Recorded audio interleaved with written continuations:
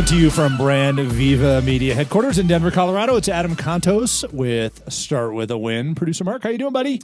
I'm doing so good. I love it. I love it. We have a very special guest with us here today. Yeah, you know what's cool? So we're all here in studio together, and we have Q on the podcast with us. He's actually a reoccurring guest. Yeah. So that's awesome. Awesome. And if you're just listening to this episode, head over to YouTube and make sure you subscribe. And then you can see us all together in the same studio. Totally. So, this man needs no introduction.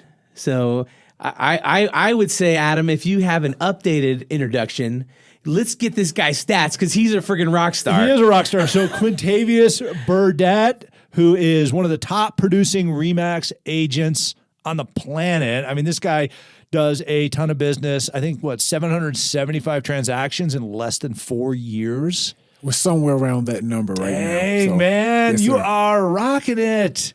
So, and Division I football player at Ole Miss. Yep, he knows the story. There you go. Yeah. So, and frankly, you're you're loving life. You're have a wonderful, beautiful wife. She's just finishing up some medical training to be a PA, I guess, and life is good. So it's good to have you back on the show. Man, I'm so happy to be here again, and just to be here in Colorado for the first time with you guys. It's awesome. I can't wait. Well, it's great to see you. I know we've run into each other around the country at different Remax events. Yep. You also speak around the country at different offices. I think you did like 30 speaking gigs last year, something like that. 30. This is the 31st location I've been at this year, and still producing at a high level. So it's no excuses out there for them. Wow. All right. Well, hey, I want to. You're a machine, and I don't mean machine as in you wear yourself out, but you are dedicated, focused, you're a hard worker, and you're very intentional as to what you do. So I want to dig into a little bit. We'll give a brief background of growing up, because you had all the cards were stacked against you in life. Man. And they stacked cards against me that wasn't even mine. You know what I mean? So so let's rewind here, okay? Yep. So you grew up in Mississippi? Mississippi, born and raised, North Mississippi, about 30 minutes south of Memphis. Okay. Of course, Jackson is about 2 hours from us. So small town, 8,000 people. Wow. Yep. And not a very high income level in that town. Oh my God, no. It's. I mean, these folks look at you like a king if you make $50,000 a year. And, coming from where I come from, my parents never made more than $40,000 a year. And to stack 16 other kids into that mix, it gets difficult. Well, so you are one of 17? One of 17. And where did you fit into that? Youngest, oldest? Where were you at there? So I'm the fourth oldest. Okay. So to all you folks out there that's thinking about having multiple kids, don't have 17. So you were basically big brother, little brother, parent as well. So you had a lot of responsibilities of helping raise those other. Yeah, so we grew up fast. Where I'm from, I started driving at the age of 10. Wow. Was driving to school, after school, picking up my brothers, my sisters, driving back home. We lived about maybe 7 miles from town. Wow. And Dad had to go to work early. He would drop us off some days, but most days we had to fend for ourselves. When we got home, went to grandma's house, we ate. We had to find a way back to the house, so we would drive back home early on. So we had to grow up fast. We had to learn how to change tires, do all that good stuff, cut the grass, pick up sticks, do all that stuff to help my dad around the house because he was at work all day. Well, and is that where you think you developed your work ethic? Is that growing up knowing I have to do this to survive, to help my brothers and sisters and my parents? Is that? Yeah, and it's just, where I come from, nothing is given. You have to work for everything. And, I prided myself growing up on being the first of a lot of things. I was the first in my family to graduate college, not just my brother, sister, mom, dad, like grandmother, uncle, cousin. Anybody in my bloodline. So wow. Growing up, it was tough. But I had a brother that kind of pushed me, not to a factor where he was motivating, but it was more so like if I didn't wake up before he did, I probably wouldn't eat. Because if he woke up before you and there's food on the stove, he would eat everything. So that motivated me to get up early to work out. But also, I grew up fast. I was playing high school football at the age of 12. Wow. I was 8th grade, playing high school with the seniors, and I was playing. And so growing up fast is something I've done all my life, but it took a lot of work. So you played high school football, and then, I mean, when did you think I'm gonna break the paradigm here, and I'm gonna go to college? When did that start occurring to you? Yeah, so I used to watch Reggie Bush growing up a lot. Yeah. That was my favorite player. And, coming from 7th, 8th grade, when you're playing against kids your age and you're dominating, you're like, okay, you start to hear the talk around town, oh, man, this kid can go. And I took that, and my coach, so up until about 9th grade, I was a trouble kid. I wasn't always perfect, wasn't always this clean-cut guy, but I was a trouble kid. And my high school coach told me, he was like, hey, you have a real shot at doing something that really hasn't been done around here. And if you get in trouble again, you're not playing. Oh, okay. You're done. Yeah. So from that point on, I was walking a thin line because I wanted to play. My parents was real tough on us because, growing up, my first job was after college. They didn't allow us to work growing up. So, that atmosphere of, hey, you train, you go to class, you get your grades, that's your job. So 9th grade comes along, and I'm starting varsity, and I lead the team in touchdowns, and colleges start to kind of come and watch you play a little bit, but they're not offering. And that's when I knew it was like, okay, I could do something special. I want to jump into talk about your real estate business now. Oh, yeah. So you left KPMG and you thought, I'm going to go get a real estate license. Yep. So, and I left it on a whim. They showed me a billing report one day, and the next day I put a 2-week notice in. Wow. I just Googled what profession I can make what I'm worth. Real estate popped up, and I saw a video, and I was like, you know what? If that guy can do it, so can I. So I left, and I called home. Everyone was kind of confused, disappointed, like, oh, my God, you've made it out. Why would you come back to this place? And I'm like, well, I have a different opportunity. They can potentially give me a pay raise because going from $70,000 to $100,000 potentially in your first year, Yeah. what the video said, I can get a pay raise by There you just go. talking to folks. And the things that, people were doing, I was watching a lot of videos online of cold calling, door knocking, and I was like, okay, this could be easy. But I did not understand how difficult it would be.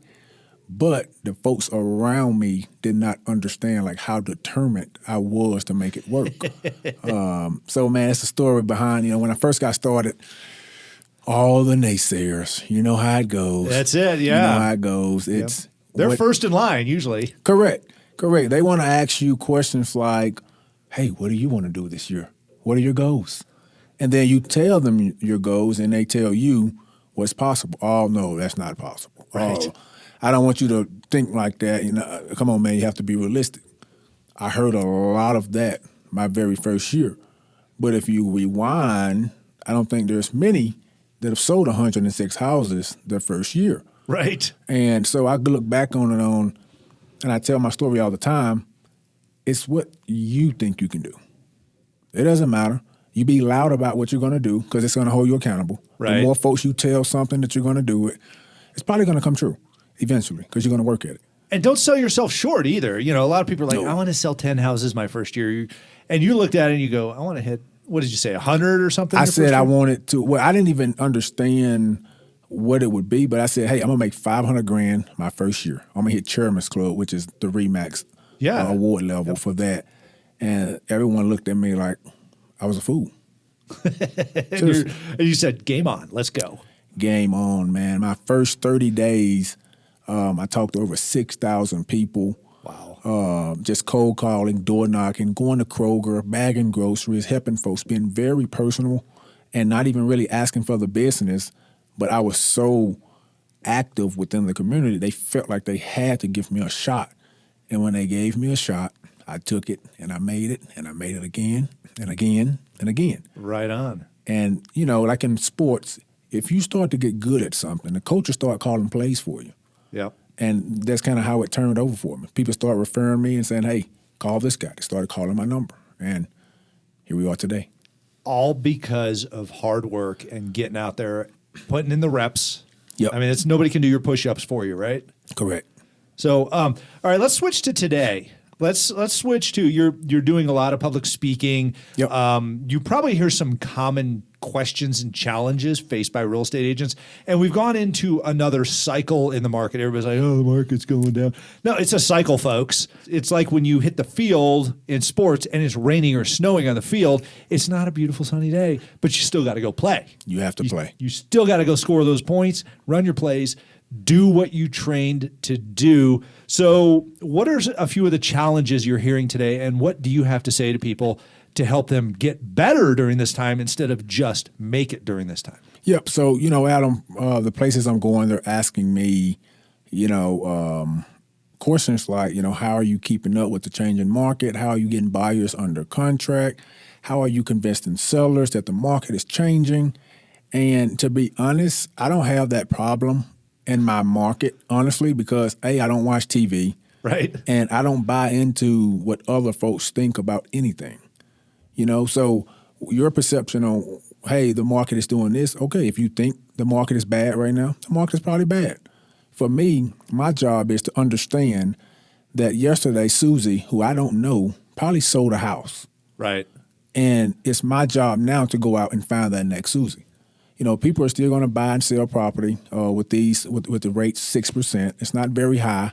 It's high for this last 2 or 3 years of new buyers and sellers. But if you look at the grand scheme of things, well before I started this business, folks were getting 6% interest rates and were smiling. Totally. And that's going to be a thing again. Yep. So they're so concerned about, what this market is going to do to their business. What I would be asking is, what's your business going to do to this market? Ooh, I like that. That's what I ask. Yeah, not what is the market going to do to your business, but what is your business going to do to the market? Correct. All right. Correct. And so taking that thought, somebody wakes up this morning, and this episode is airing after the first of the year. Yep. So it's 2023 now. What key points do you have? What recommendations do you have for an agent today? Or doesn't matter what business you're in, because we're in the people business. Yeah, Everybody's in the people business. Yeah, Go out and find somebody and do business with them. What advice do you have for them? So if you're starting right now in 2023 and you feel like by the end of the year you want to meet your goals, here's what I would say to do. Go out today and meet as many people as possible that your time and your energy will allow. So if it's 15, perfect number to start at. But tomorrow, when you wake up, you have to meet at least 16. Ooh, yeah. And then the next day, 17. You have to start capturing everybody that you meet, old and new. So for me, I was so caught up on saying I can meet more new people than any other agent in this market and be successful, because I understood most agents in my market don't want to go out there and do that work. So now that the market has turned a little bit, we all have to say collectively, we have to start meeting new people. It's the name of the game. It's a contact sport. The more folks that know that you're in the business and know that you're selling real estate, you're probably going to start getting better odds and numbers on closings than other folks. Right. And that's easy. It don't cost you any money to go out there and meet somebody. So for all the agents who are new, old, or you spent all your money and you don't have any more, you can go out there to Kroger, Walmart, or any of these other places where you know folks have to be, because people have to eat. Right. They have to go grocery shopping. They have to get gas. You can go to any of these places and meet them. 15 seconds is all it takes. It's one of those things that we can control this market, but you have to start controlling your actions. Control your actions. I love that. Yep. Q, this has been kind of a mini masterclass on reset your mind, understand their challenges, but go exceed those things and build your business in the process. Yep. So I love every time I get to see you and say hi and hang out with you. Q, I do have a question for you that I ask every one of my awesome guests on the show. And that's, how do you start your day with a win? Because you get up and you hit the ground running. How do you do it? Yeah, so I'm an early guy. I like to wake up around 4 o'clock. I have 2 alarms. It goes off at 4. I go and I meditate for about 15 minutes. That's where I get my creative thoughts from. I sit in the dark. I don't do anything else. And then I try to be in the gym by 5. All right, I work out for about 30 to 45 minutes. I try to be back home by 6:15 to 6:30. I nap until about 7:30. That's my second alarm. All right, from there, it's go time. The lights are on. There's no more pregame. The fans are in the stands, and I have to put on a show. So I go to my office and I get after it. I call, I go to places and meet, and my goal is to get 4 points. Everyone who knows me know I'm a big 4-point guy. So that's how I start my day off, with the win, but I end my days with wins as well. By doing the things that I want to do. I break down my 168. Everyone has 168 hours in a week. We have to break those things down. And we have to include in that 168 some of the things that we want to do with our time. So every night, I want to play the game with the boys. That's a win for me. Yep. If I get to do that every night. Nice. So, and I start over the next day with the same regimen. All right. And I never ask a second question here, but I got to ask because I want everybody to know, what are the 4 points? 4 points. It's like the game of football. You score a touchdown, you get 6. For me, you get a contract, it's 4. All right? You get a listing agreement signed, it's 2 points. You don't get points for attempts. If you miss a field goal, you lose the game. Same in this business, okay? Nice. And showing a buyer a property is 1 point. You get 1 point per buyer, not 1 point per showing. And my favorite point to get is when I don't have anything else going on, I can always meet folks. You get a 0.5 point for meeting potential customers looking to do business within 90 days. Every single day, I have to get 4 points in some form or fashion. And if I do that, my business will be booming. Awesome.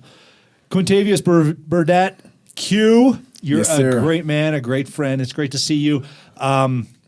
We want, where can we find you, like on Instagram or social media? Yeah, so you can type in my name. I have a very unique name, Quintavius Burdette. I think I'm one of one.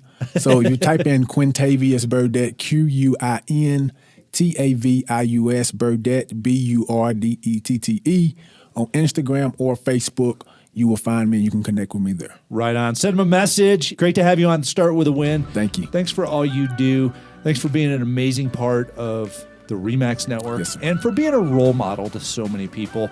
We appreciate you, my friend. Thank you. And thank you for listening to Start With a Win. Make sure you head over to adamcontos.com. There you can find great content and other ways to get in touch. So until next time, start with a win. Cool. Hey, this is the show after the show. You're not done yet.